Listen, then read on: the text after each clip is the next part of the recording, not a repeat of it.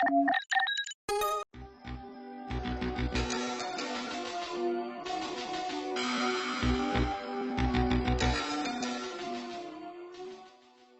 up, everyone? Welcome to another episode. For this episode, we shall be building and making a diorama for Bandai's Mechacolle Kamen Rider Black's Battle Hopper. So let's get started and unbox the thing.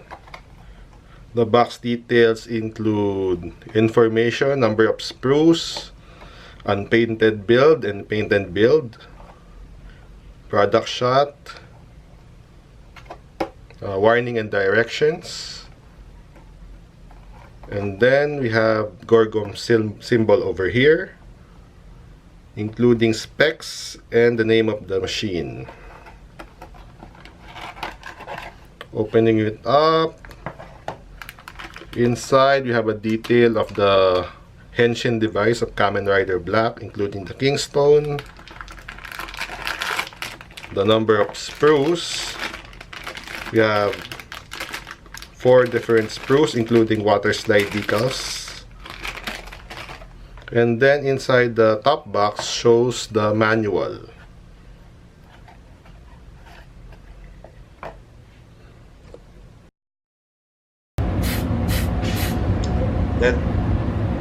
Let's start off by painting the tires black, and then masking off the tires, and let's paint the wheels silver, and then assemble a core part of the battle hopper.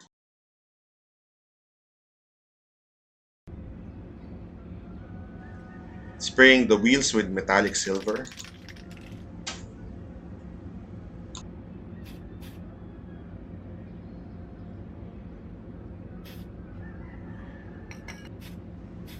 Then the main body with cobalt green.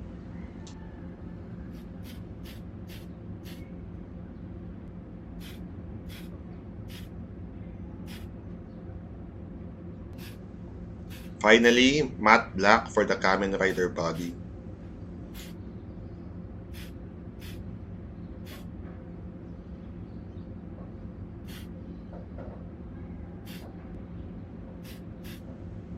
And the springs of the motorcycle.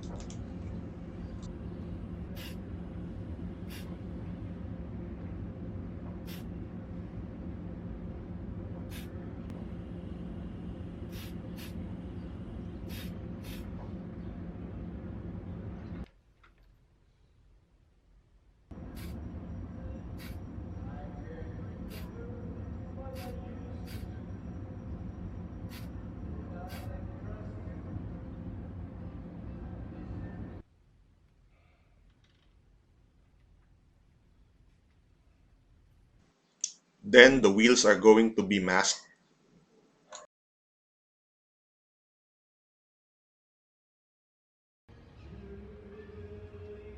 The internal parts going to be sprayed with matte black.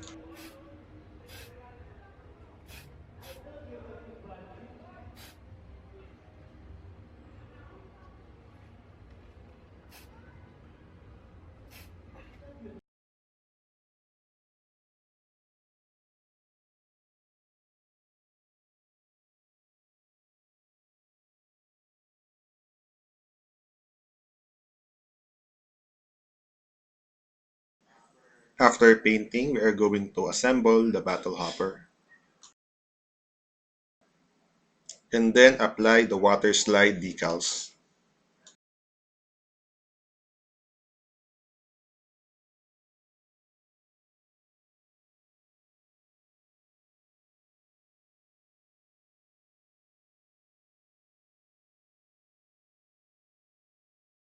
Now painting the figure using a hand brush.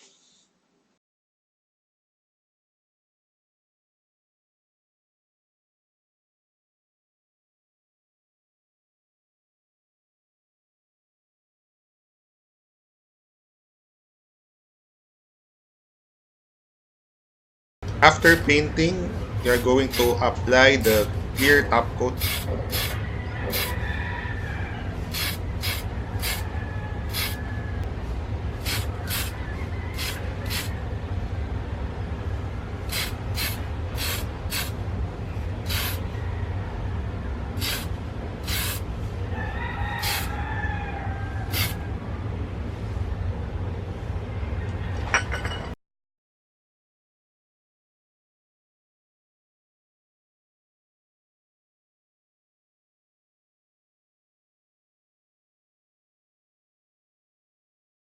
Finally, here's a picture of the finished model.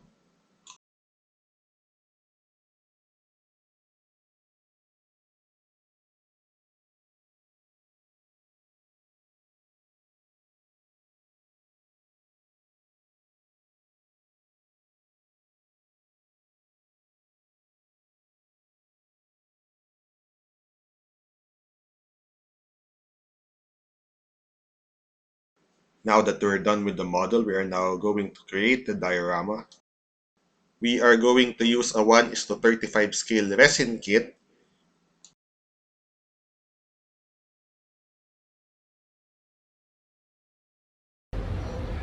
The first step is spraying the resin kit with primer gray.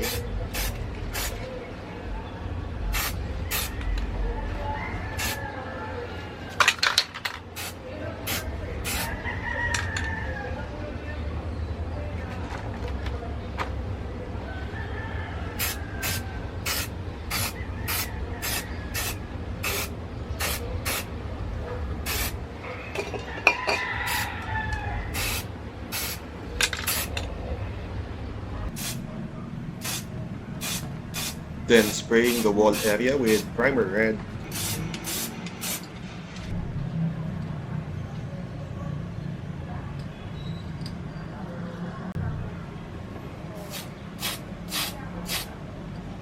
Then applying all the other colors.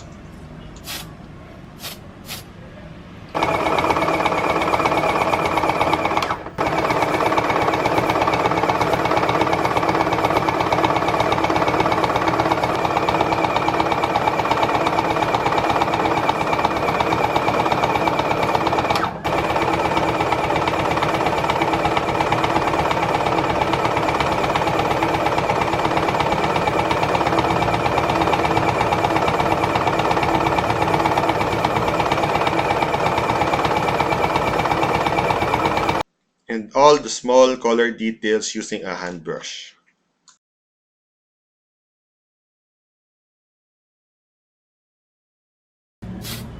After painting, we'll do a clear coat before the washing. And the actual wash and clean up. Here is the completed look of the diorama, and now we are attaching the model kit via glue.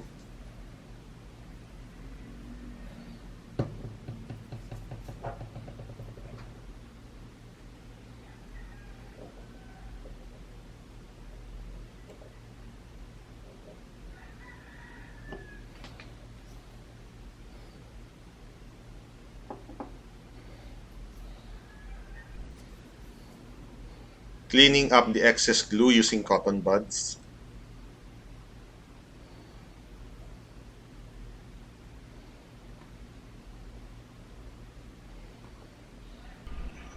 Finally, the completed diorama.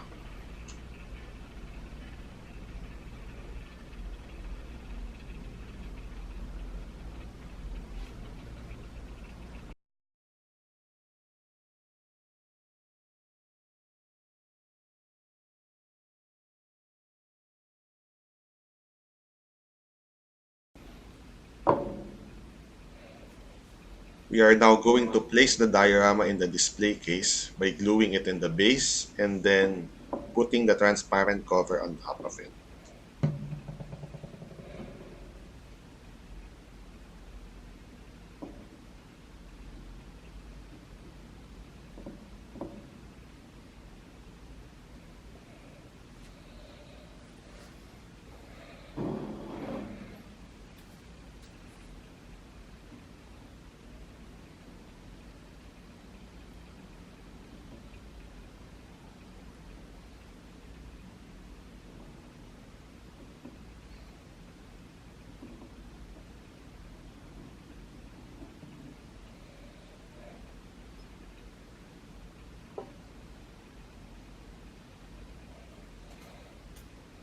After drying, here's the full look of the diorama.